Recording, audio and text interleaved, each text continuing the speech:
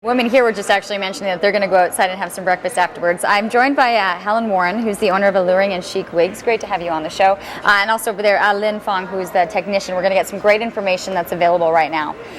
I cannot believe some of the merchandise that you brought for us and the way things are looking and the opportunity to be able to feel as normal as possible. Absolutely. It's a very, very difficult time with ladies that are going through cancer.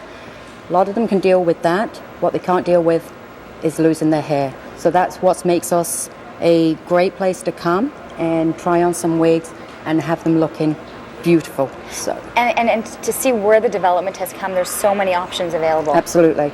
A lot of options, from face framers to bangs to extensions when the hair starts growing back.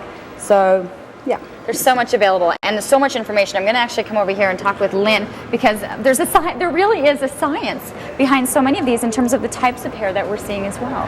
That's right. Mm-hmm. Can you take us through some of them? Sure. There's different types of wig. Of course, there's your synthetic wigs, there's your synthetic and human blend, and then also human hair wigs. Most of the time, the cost is not determined by the actual wig, but the construction of them. So you have your mono part. So that means for anyone that likes to wear a part or not too much of a poof, it looks very, very, very natural as well, you see, like that. Then you have something that's a little bit more costly, but it's very, very, very light as well. You have your mono filament top, and it's all hand-tied, you see, it's all hair by hair. That is amazing. So something, of course, of this quality would be a little bit more expensive. How important is the fitting and the comfort underneath the wig? The fitting is the most important thing of all. You can pay whatever you wish for a wig, but if it doesn't fit properly, it's not going to be comfortable for you.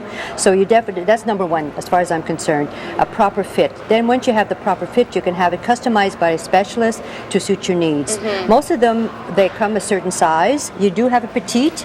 And this is when it's nice when you go to a specialist, because they can determine whether you need a petite size, an average size, or a larger size head. And of course, this one here is all machine made, and they're all very easy to adjust, to customize to suit your needs. So get it fitted. What are we looking at right and here? This is really, really neat. This is what I call your hair alternative, because sometimes I have a lot of my clients, they play golf or they do different things, and they don't necessarily want to wear a wig all the time. Mm-hmm. So if they want to walk their dog or go for a walk or something, this way it's not always about the wig. But can I have it a hat? And then we have here, through. This is what it shows here. You see, it looks very natural. Mm-hmm. This is what I call a face framer. A face framer. Oh, here it is. It's a face framer. It goes all the way around, okay? And then when you can wear a hat and go to the groceries and everything else, it's great. But then you don't have the heat. You don't have the heavy heat, you see, and you wear your little cap, which we have nice little caps. And these are fantastic to put underneath your wigs because they protect your scalp from itchiness, if you wear a sun hat and all that. And I want to be able to show, because we're seeing them on the mannequins, but really to see them in real life. And so we have some of the models that are coming in right now. They're joining us. They're volunteers with Look Good and Feel Good. So come on in. It was amazing once I saw, and I met them, and they're like, well, they're wearing wigs. I would never have known. So here we're looking at this is a human hair wig, and it's all hand tied, and of course you can see being hand tied, you can actually style them. The thing is, there's two different, because it's human hair, you can use it with the hair blower, curling iron, and everything else.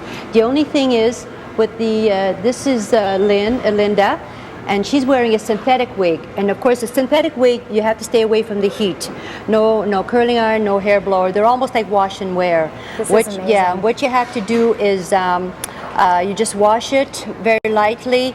You have to use special shampoos to wash it. If you have a synthetic wig, you have to use synthetic shampoo, of course, and the care of the wig.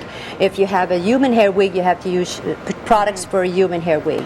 And we're looking at This is Lee, and she has a mono top, and of course this is synthetic.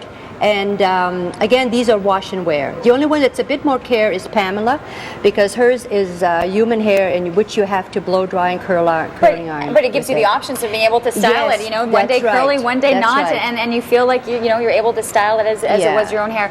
It's an amazing job. I saw you actually putting them on and fitting them. So get to the store.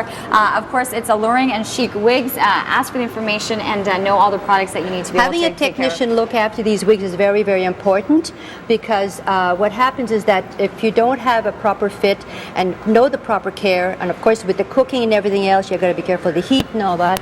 You want the information. Yeah, and All right. we do sell retail and do all that stuff. Thank you so much. We got to throw things outside.